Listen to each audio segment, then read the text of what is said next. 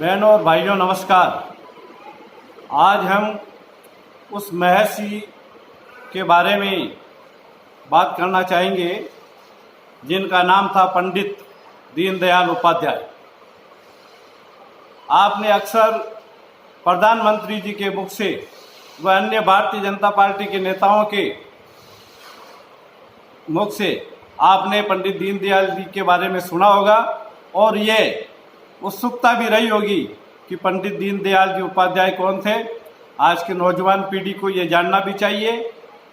इसीलिए क्योंकि कल 25 सितंबर को उनका जन्म दिवस है, मैं उनकी जीवनी के बारे में और उनके द्वारा स्थापित किए गए सिद्धांतों के बारे में बात करूंगा। पहले मैं उनकी जीवनी के बारे में आपको संक्षिप्त में बताता हूं। 25 सितंबर 1916 को धानक्या गांव राजस्थान में उनका जन्म हुआ था और उनके पिताजी का नाम भगवती प्रसाद शर्मा था, माताजी का नाम रामप्यारी। इनके पिता स्टेशन मास्टर थे। बाल्यकाल में ही माता पिता दोनों का देहांत हो गया था। इसकी वजह से बाल्यकाल उनका बड़ा कठिनाई में बीता और बड़ी कठिनाइयों के दौर में संघर्ष करते हुए उन्होंने अपनी पढ़ाई पूरी की। पढ़ाई करते हुए ही उनका संपर्क राष्ट्रीय स्वयंसेवक संघ की शाखाओं में जाने से हुआ और इसी दरमियान पंडित श्यामा प्रसाद जी मुखर्जी राष्ट्रीय स्वयंसेवक संघ के सरसंघचालक गुरुजी के पास गए और उन्होंने कहा, मुझे राजनीतिक दल हेतु एक तो कार्यकर्ता चाहिए।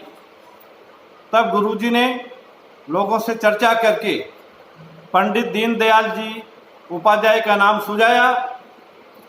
तब पंडित दीनदयाल उपाध्याय जी ने गुरुजी को कहा था कि गुरुजी, मेरे को क्यों इस राजनीति की कीचड़ में धकेलना चाहते हो? मैं इस राजनीति में जाना नहीं चाहता, मैं संघ में रह के ही काम करना चाहता हूँ। परंतु गुरुजी ने कहा, इसीलिए आपको राजनीति में भेजा जा रहा है क्योंकि आप राजनीति में रहकर भी जिस प्रकार कीचड़ में कमल खिलते हुए भी और उससे असंग निर्लिप्त रहता है, उसी प्रकार आप भी राजनीति में रहकर निर्लिप्त रहोगे, ये मैं जानता हूँ। और वास्तव में कृष्ण भगवान ने भी गीता में कहा है, लिप्यतेन से पापेन पद्म पत्रमिवांसा।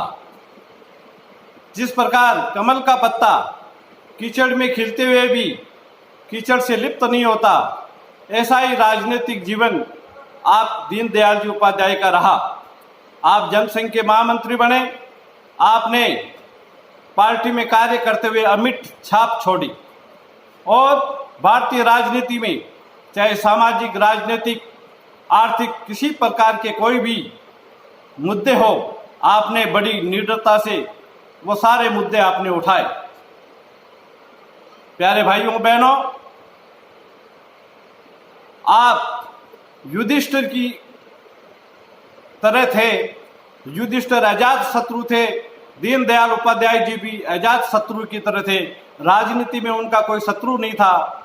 राजनीति में वो आलोचना भी करते थे तो मर्यादाओं में और सीमाओं में रहकर आलोचना करते थे। कई बार अपने लोगों की भी हमें आलोचना करनी पड़ती है और सच्चाई के बारे में कहना पड़ता है तो करना चाहिए, लेकिन उसकी भी एक कोई शालीनता और सीमा में रह के हमें करना चाहिए। ये पाठ सिखाया था दीनदयाल उपाध्याय जी ने। मित्रों, 11 फरवरी 1968 को वह काला दिन था जिस दिन मुगल सराय रेलवे स्टेशन पर माननीय दीनदयाल उपाध्याय जी का शव मिला। हत्यारों ने रेल के अंदर ही उनकी हत्या कर दी थी और उन हत्यारों ने उनकी हत्या करके ये सोचा होगा कि दीनदयाल उपाध्याय खत्म हो गए, उनकी विचारधारा खत्म हो गई। लेकिन मित्रों, मैं ये बताना चाहता हूँ, दीनदयाल उपाध्याय जी की खून की एक एक बूंद से कई दीनदयाल उपाध्याय पैदा हुए और उन्होंने उनकी विचारधारा को आगे बढ़ाया। और इसी के बदौलत आप देखते हैं कि हमारे लोकप्रिय प्रधानमंत्री नरेंद्र मोदी जी जैसे ऐसे कई व्यक्तित्व के धनी इसी विचारधारा के ऊपर काम कर रहे हैं। पंडित दीनदयाल उपाध्याय जी मानवता के पुजारी थे, या यूं मानना चाहिए मानवता के आगे की भी सोच की विचारधारा के वो व्यक्ति थे। उन्होंने एकात्म मानववाद का सिद्धांत दिया। एकात्म मानववाद का अर्थ है सब में एक ही आत्मा का निवास,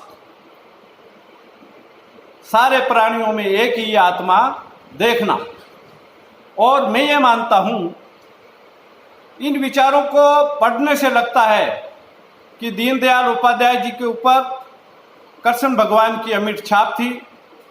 गीता का उनका बहुत अच्छा अध्ययन था, क्योंकि गीता में यह कहा है अहम आत्मा गुडाकेश सर्वभूता से स्थित है, अहम आदि से मध्यम से सर्वभूतानाम स्थित है। मैं सब भूतों में स्थित हूं, यह कृष्ण भगवान ने कहा था। मैं का मतलब यहां आत्मा से है, और यही सिद्धांत दीनदयाल उपाध्याय जी का था। गीता जी में कहा है यो माम पश्यति सर्वत्र सर्वचय मयि पश्यति, जो मुझे सब जगह देखता है और सबको मेरे में देखता है वही योगी है। विद्या विनय संपन्ने ब्राह्मणे गवि हस्तनी सुनिचेव सौपाके पंडिता सम दर्शन है। योगी और संत महात्माओं की दृष्टि में विद्या विनय ब्राह्मण, गाय, कुत्ते, हाथी और चांडाल में किसी प्रकार का कोई अंतर नहीं है, क्योंकि वह समदृष्टि होते हैं। उनकी दृष्टि चमड़ी पर नहीं जाती, उनकी दृष्टि आत्मा से वो देखते हैं, और सब में एक ही आत्मा का निवास है। इस प्रकार उनकी विचारधारा होती है, और यही विचारधारा, इसी विचारधारा को आगे बढ़ाया माननीय दीनदयाल उपाध्याय जी ने, कि प्रत्येक मानव में एक ही आत्मा है, और एक ही आत्मा होने के नाते हम पूरे विश्व के प्राणी वासुदेव कुटुंबकम की तरह हम एक ही परिवार के सदस्य हैं। उन्होंने यह सिद्धांत प्रतिपादित किया। और हमारी भारतीय संस्कृति में हम देखते हैं, हम मछलियों को दाना डालते हैं, गायों को चारा डालते हैं, चींटियों को आटा डालते हैं। इस प्रकार हम व्यष्टि से समष्टि की चिंता करते हैं। और व्यष्टि से समष्टि के बारे में मैं थोड़ा सा निवेदन करना चाहूँगा। व्यष्टि का मतलब एक बीज, और बीज से अंकुर पैदा हुआ, अंकुर से तना बना, टहनियाँ बनी, फूल लगे और फल आए। अब आपको देखने में ये सारे काम अलग अलग लगते हैं। बीज अलग नजर आता है, तना अलग नजर आता है, टहनियाँ अलग नजर आती है, फूल अलग नजर आता है, फल अलग नजर आता है। लेकिन वास्तविक दृष्टि से हम अगर देखें तो ये सारा एक ही इकाई है, ये अलग अलग नहीं है। इनमें कोई सजातीय विजातीय भेद नहीं है, यह स्वगत भेद है।